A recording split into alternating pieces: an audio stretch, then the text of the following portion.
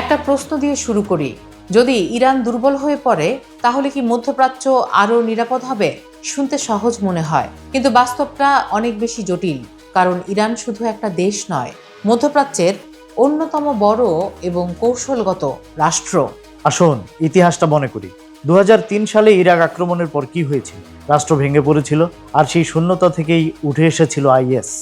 Libya, সিরিয়াতেও একই ধরনের বিশৃঙ্খলা আমরা দেখেছি। ইরানের ক্ষেত্রেও ঝুঁকিটা এইখানেই।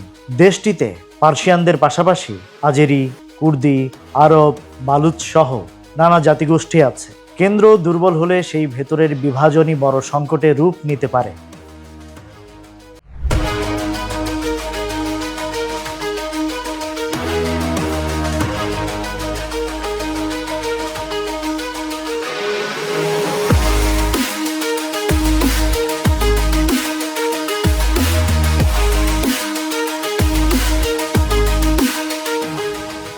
বিশ্বের প্রায় 1/5 তেল যায় হরমুজ প্রণালী দিয়ে। ইরানের অস্থিতিশীলতা মানে এই পথেও ঝুঁকি, আর তার প্রভাব পড়বে বৈশ্বিক জ্বালানি বাজারে। এদিকে যুদ্ধের আরেকটা নতুন বাস্তবতা সামনে এসেছে, আর সেটা হলো দামি যুদ্ধ বিমান নয়, সস্তা ড্রোন যুদ্ধ।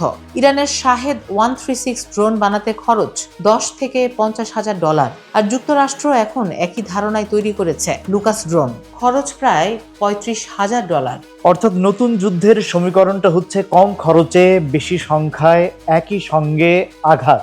সব মিলিয়ে প্রশ্নটা খুব গুরুত্বপূর্ণ। ইরানকে দুর্বল করা কি সত্যি মধ্যপ্রাচ্যকে নিরাপদ করবে, নাকি এর ফলে তৈরি হতে পারে আরো বড় অস্থিরতা?